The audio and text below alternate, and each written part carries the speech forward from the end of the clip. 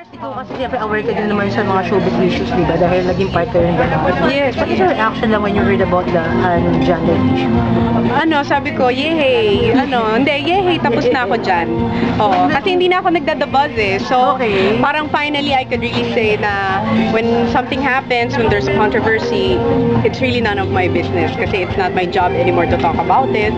So, there are some questions na tinatanong sa akin tungkol dyan, but I'd rather not talk about it because I'm not really involved. I have nothing to do. So, ayoko siyang pag-usapan. Pero nag-galag si gentleman for you. Definitely. But Never nagulat ka din showed ba? any sign of What did you ask John Lloyd before? Never namin pinag-usapan. Hindi ko, never. Actually, nung lumabas yun, the next day, magkasama ata kami nun. Then, Pero nagulat ka knowing him personally. And knowing Anna rin at the same time. Hindi ko talaga siya ayoko siyang pag-usapan kasi masyado siyang malaking issue, masyado siyang controversial.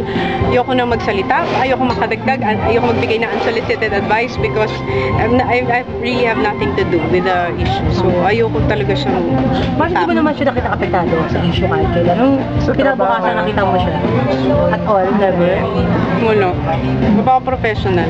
Pero kayo nag-usap kayo about personal life. Kunyari, break time ng work, gano'n. Nag-uusap kami ni Lloydie, hindi ganun kadlalim. Siyempre, hindi naman kami, may mga bagay na, siyempre, I'm sure ikakwento lang niya kay Angelica, yung mga super personal. But we talk about life in general. Pero kay Angelica, kunyari, love life, gano'n. Hindi naman masyado, wala naman kami problema sa personal na buhay. So, hindi naman namin, puro masaya lang may pag-uusap namin, trabaho, mga common friends, tapos yun. Mas syempre ang role ni mag-asawa rito, no? Pareho kayo may partners, yung kay Direk Paul siya, kay Angelica. Hindi ka ba nag-worry? Baka mamaya pagka sobrang pagselosan? Naku, hindi. Angelica or... Hindi. Friends ba kayo ni Angelica? Oo, sobrang close niya pati kay Alex. Sobrang close nila ngayon. So, wala. Siguro sa dami ng mga nagawa ko na rin trabaho noon, tapos naka-partner ko na rin. Never naman nagkaroon ng ganun kasi siguro for almost 6 years talagang nabuo na yung trust na alam niya na iba yung trabaho, iba yung personal. Pero si Direk Paul, hindi naman kaya magselos kay John Lloyd. Siyempre, John Lloyd yan. Hindi naman. Kasi kahit nung Amnesia Girl, hindi. Sabi pa nga niya sa isa sa pinaka paborito niyang pelikula na nagawa ko yung Amnesia Girl. Sabi niya, Mother Rose din yan. naku, hindi ko pa alam sa Mother Rose. Pag mother na. Mother na. Eh, dapat mother na rin. Pero sa totoong buhay kasi meron guys na tanong na rin kanina na kapag nag-30 ka na maraming nagsasabi na, di ba, parang settle down na ikaw ba di ba sa parang nag-30 na siya, wait, eto na, parang Pag-iisipan mo na pumasok sa na ba talaga? Ako naman ready na ako kahit anong ibigay sa akin ang life ko ngayon. Parang I've reached a point na whatever it is that life's going to offer me, I'm going to take it wholeheartedly. Like this sitcom, this show, when it was offered to me, it came out of nowhere.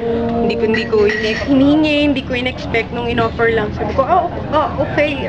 Maraming surprises na dumadating sa buhay ko. So, when that time finally happens and when that comes, syempre, that's something that I'm going to embrace wholeheartedly. Pero Tony, what's stopping your 2030? How would you affect? It's been very challenging for the whole country. Parang it's so hard sometimes to celebrate the personal successes or the achievements na nakukuha mo because of what's going on around you. Parang it has taught me so much. This year has taught me a lot na be more selfless, be more compassionate, be more aware of what's going on and to reach out. Parang ganun. Parang tigilan muna natin yung pagiging makasilin. Yung isipin natin yung kapwa natin makatulong. Mas masarap pala tumutulong. May mababago ba sa Christmas celebration mo sa Sosok? Oo. Medyo malaki. Malaki na bago. This year wala masyadong material. Walang material. Instead na bumili ng material para sa sarili o pamilya, parang tulong na lang, ibigay na lang kasi unfair naman yung nag-celebrate tayo, may mga kapamilya tayo hindi pa nakakaahon. Parang ganun. Yung family namin nag-decision. So, nare-regalo mo kay Direk Paul? Magbubukas sa pagmamahal, ano? Ano pa? Suporta. Moral support. Hindi kami hindi kami Regalo. material. yun yung isa sa pinagpapasalamat ko, bukod sa tipid na tipid sa bulsa ko. Tsaka Hanggang ngayon ba, sinasabihan ka pa rin ni Mami Pinti? Hindi, oo, ayaw niya ng sugar mommy ako. Hindi, parang isa yun sa mga pagpapasalamat ko. Bukod sa material, mas gusto niya talaga yung yung ano na lang, sabi niya, I don't need material things because there are things that I can also buy for myself. Yung commitment, yung loyalty, yung honesty, mas yun ang binuo namin. Kaya siguro tumagal. Pero 2014, anong mga plano mo sa 2014? Dami, kaya lang wala nang susunod sa plano ko eh.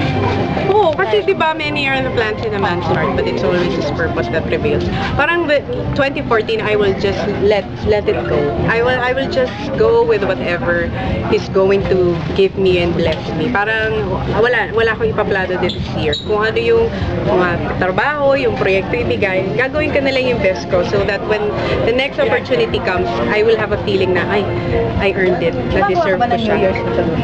Hindi, I make a list of the things na I want to achieve. Tapos at the end of the year, pareho kami ni Tito Boy, chine-check namin kung natupad yung wish namin na yun. Ano yung example ng mga nilalagay mo ng mga... Yung mga business na gusto ko na makuha, and then a new